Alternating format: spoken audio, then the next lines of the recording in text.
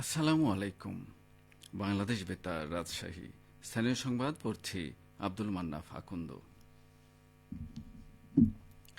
আজ শহীদ বুদ্ধিজীবী দিবস। যথাযোগ্য মর্যাদায় দিবসটি উদযাপনের লক্ষ্যে সকালে রাষ্ট্রপতি মোহাম্মদ শাহাবুদ্দিন ও প্রধান উপদেষ্টা অধ্যাপক ড মোহাম্মদ ইউনুস শহীদ বুদ্ধিজীবীদের প্রতি গভীর শ্রদ্ধা নিবেদন করেছেন।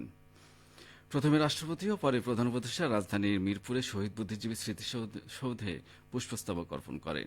এদিকে রাজশাহীতে নানা কর্মসূচির মধ্য দিয়ে দিবসটি পালিত হচ্ছে। সকালে জেলা প্রশাসকের কার্যালয়ের সামনে শহীদ স্মৃতিস্তম্ভে ফুল দিয়ে শ্রদ্ধা জানানো হয়।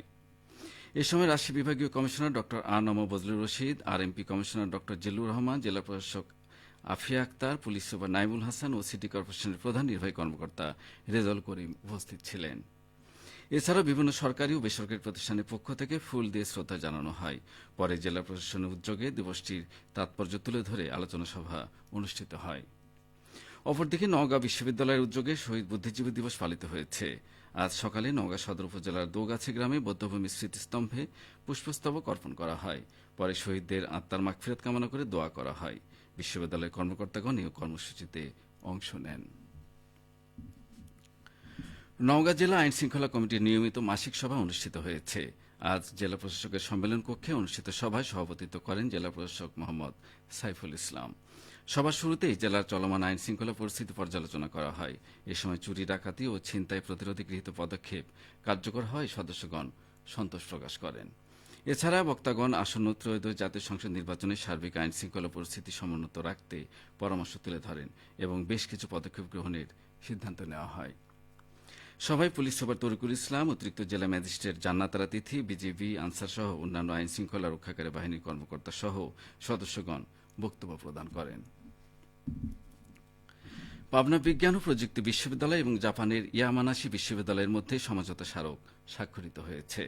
আজ বিশ্ববিদ্যালয়ের ভার্চুয়াল ক্লাসরুমে পাবনা বিজ্ঞান ও প্রযুক্তি বিশ্ববিদ্যালয়ের পক্ষে উপাচার্য প্রফেসর ড এস.এম. আব্দুল আওয়াল এবং ইয়ামানাশি বিশ্ববিদ্যালয়ের পক্ষে ভাইস প্রেসিডেন্ট প্রফেসর ড মাসানোরি হানাওয়া চুক্তিতে স্বাক্ষর করেন।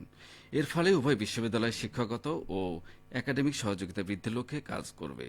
পাবনা বিজ্ঞান ও প্রযুক্তি বিশ্ববিদ্যালয়ের শিক্ষার্থীরা জাপানের মর্যাদাপূর্ণ মিক্সড স্কলারশিপ লাভ করবে। স্কলারশিপ প্রাপ্তরা জাপানে উচ্চশিক্ষা গ্রহণ, নতুন প্রযুক্তি ও গবেষণার সঙ্গে পরিচিত হবেন এবং একাডেমিক অভিজ্ঞতা অর্জন করতে পারবেন। অনুষ্ঠানে উপ উপাচার্য প্রফেসর ড নজরুল ইসলাম সহ বিভিন্ন অনুষদের ডিন, বিভাগীয় চেয়ারম্যান, শিক্ষক ও শিক্ষার্থীরা উপস্থিত ছিলেন। 2026 শিক্ষাবর্ষে রাজশাহী বিভাগের বাংলাদেশ ক্রীড়া শিক্ষা প্রতিষ্ঠান বিকেএসপিতে ভর্তি ইচ্ছুক ছাত্রছাত্রীদের প্রাথমিক নির্বাচনী ভর্তি পরীক্ষা 26 ও 27 ডিসেম্বর অনুষ্ঠিত হবে। রাজশাহী বাইপাস সিটিহাট অভয়ের মোড়ে অবস্থিত বিকেএসপি রাজশাহী আঞ্চলিক প্রশাসন কেন্দ্রে এই ভর্তি পরীক্ষা অনুষ্ঠিত হবে। ওই দিনে সকাল 9টা থেকে 4টা পর্যন্ত প্রাথমিক নির্বাচনী পরীক্ষা অনুষ্ঠিত হবে। বিকেএসপির ওয়েবসাইট bkspds.gov.bd তে অনলাইনে আবেদন ফর্ম পূরণ করে আবেদন করতে হবে। ক্রিকেট, ফুটবল, অ্যাথলেটিক্স সহ 21টি বিভাগে ছাত্রছাত্রী ভর্তি করা হবে। সিরাজগঞ্জের চরাঞ্চলে এবার আগাম জাতের বাদাম চাষে বাম্পার ফলনের আশা করা হচ্ছে। খরচ কম, লাভ বেশি হয় বাদাম চাষাবাদে ঝুঁকে পড়েছে কৃষকেরা। চলতি রবি মৌসুমে জেলায় 5,895 হেক্টর জমিতে বাদাম চাষ করা হয়েছে।